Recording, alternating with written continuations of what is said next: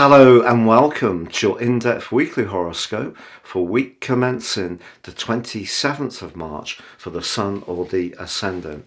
I'm going to give you the standout details to look out for that we can all relate to collectively, but please stay with me. I will go through each of the signs, Aries through to Pisces, then to give you the standout features for each of those and the timings. If you're new to my channel, thank you so much for joining me. This is very much a community, so please do share any thoughts you've got. I do interact with each comment, and please do subscribe. If you're a returning visitor, thank you so much for joining me once more. Now this week sees a really important alliance between Mars and Pluto that I don't think is going to get that much coverage. Mars is in the sign of Cancer now, which means that it's in fall. This is not its best location, but it's in a 150 angle, a quincunx, with Pluto in the sign of the collective, Aquarius. So Mars in house 4, Pluto in house 11. So balancing our emotional responses with how we connect with other people is going to require a degree of patience, because Mars in Cancer can be quite defensive and reactive. Also, Pluto in Aquarius is equally in its fall, so not its best location either.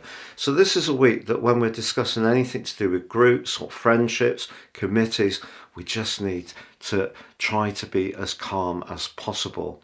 But it's also a week when on Thursday, 3 different planetary aspects all reach a peak, and all of them can be very positive. One, Venus in a conjunction with Uranus, can have a downside. It just depends on our unique circumstances.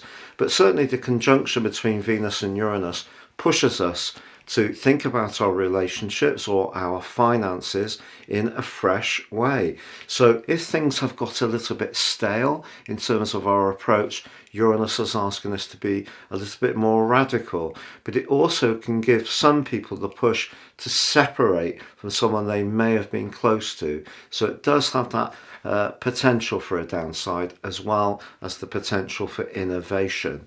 However, the 2 planets of contracts, Mercury, the planet of trade and commerce, is in a conjunction with Jupiter, the planet of growth and potentially of fortune. And that also happens on Thursday. Very exciting combination. That's when it becomes exact. But Mars, despite that rather tricky angle to Pluto, is actually forging a really positive one to Saturn. You couldn't really make it up that Mars is having these 2 relationships. And of course, Saturn itself in the sign of Pisces, it's pretty early doors. So all these planets have recently moved, of course, but it just suggests that if we can embrace the more emotional sphere, which is, of course, Saturn in Pisces, Mars in Cancer, in terms of how we structure things, that's a good thing to do. You know, just looking at things in a purely logical way, which might be the call out to Pluto, is not necessarily the best approach. Now, if you would like to get really excited about more serious astrology, if you give me 3 pieces of your personal birth data, time, date and place of birth, I can produce for you your life roadmap report, which will give you a much greater understanding of the patterns that have occurred in your life, the more challenging ones, but also where you can seize your qualities with more confidence. Also, within my special package of 30% off, you can get your 12-month personal forecast. This is totally, both these charts are totally unique to the person they're produced for, and can give searing insights for the times ahead. If you don't know your time of birth, I've set up a new type of chart where you can have the analysis and also the forecast, but more based on your sun sign. Please see the link below for that too.